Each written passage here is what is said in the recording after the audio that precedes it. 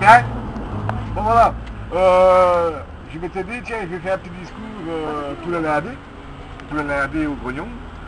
Et voilà. Mais l'actualité avance tellement vite que j'ai peur d'ouvrir le journal et de regarder la télévision. Tous les jours, une nouveauté de santé semaine. Là, l'Europe condamne la Belgique à élargir les intérêts nationaux. Élargir, hein. Pas supprimer, élargir. Bien. La Deutsche Bahn va prendre la main sur la SNCB. Donc la crainte des syndicats, c'est qu'il se fasse avaler par les nouvelles directives sur les chemins de fer. Hein? Voilà. Alors, l'étude que j'ai parlé l'autre jour, l'année passée, sur l'image de marque de la Wallonie, Wallonia.be, du consultant McKinsey, qui a coûté 477 000 €, le logo 626 si vous vous rappelez, mais c'était hors TVA. Ah, donc c'est 73 350, excusez-moi. Ouais, voilà. Alors plus la modification de tous les documents officiels de la région Wallonne, 500 000 €, mais, voilà, encore, les 2500 € de rachat du nom du site, parce qu'on a lancé un site sans avoir le nom. C'est très bien. C'est un flamand que nous l'avons vendu, les gens. Voilà. Alors,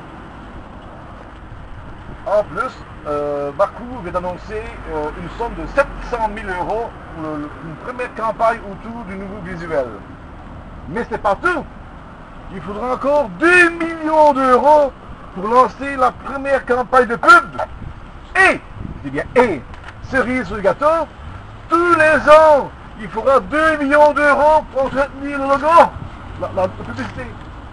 Donc, la première phase de démarrage va coûter 3 750 000 €. Et après 10 ans, plus que c'est 2 millions par an, 23 752 000 € pour cette crotte de lapin nain. Sans compter l'inflation. Pour les anciens, qui les vieux comme moi, ils sont toujours en francs belges, hein, ça fait presque 1 milliard de francs belges pour 5 crottes de lapin nain. C'est cher, les gars. Alors, c'est des pièces quand même. Et quand je dis pièces, je pèse mes mots. Voici la déclinaison du nouveau logo pour ceux qui ont pu voir le site. Juillet de l'Ange.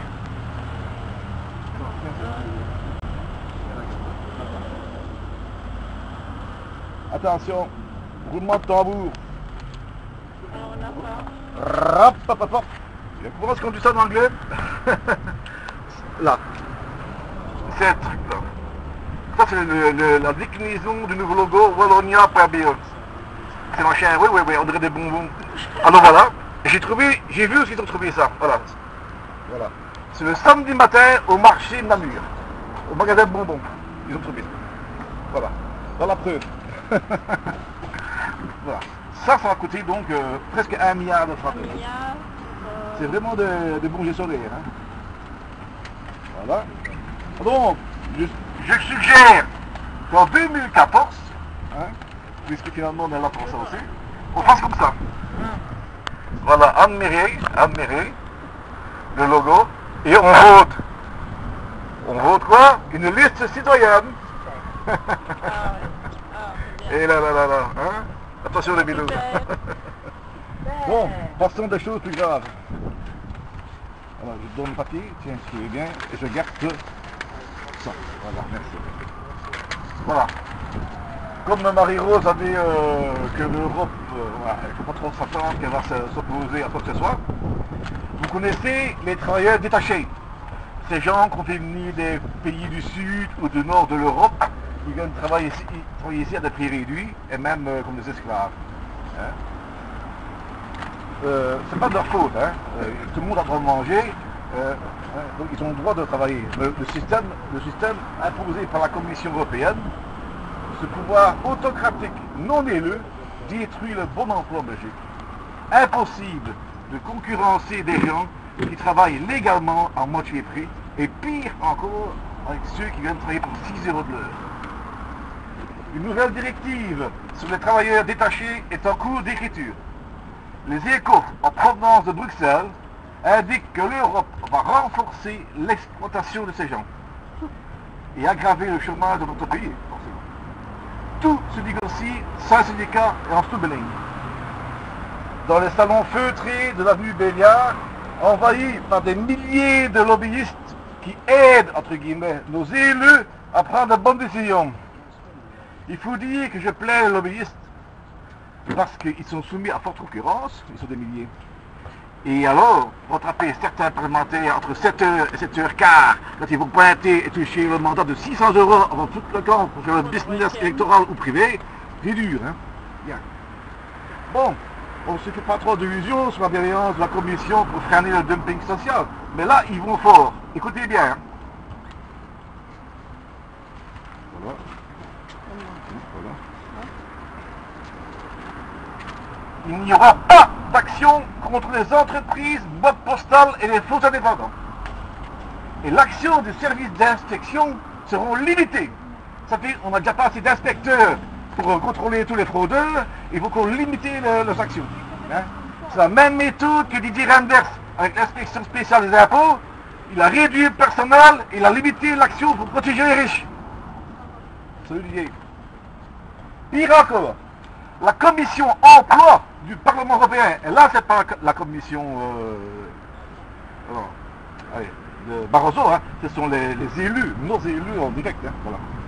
La commission emploi du Parlement européen a voté en faveur d'encore plus de dumping social. Les entreprises frauduleuses, les intermédiaires de mauvaise foi ne seront plus sanctionnés à l'avenir, mais récompensés. Car s'il s'avère qu'il y a de faux détachements de travailleurs, les règles belges ne seront plus d'application. Retournons donc tout droit dans le traité Bolkestein qui préconisait l'adoption de la législation du pays d'origine. Donc, à ce moment-là, un Portugais travaille aux conditions du Portugal. Avec ça, camarades, l'emploi en Belgique, voilà. Nos politiciens belges ont un rôle à jouer pour faire pression sur l'Europe. Mais vu la tendance de tout accepter, on n'a pas le barré, les gars.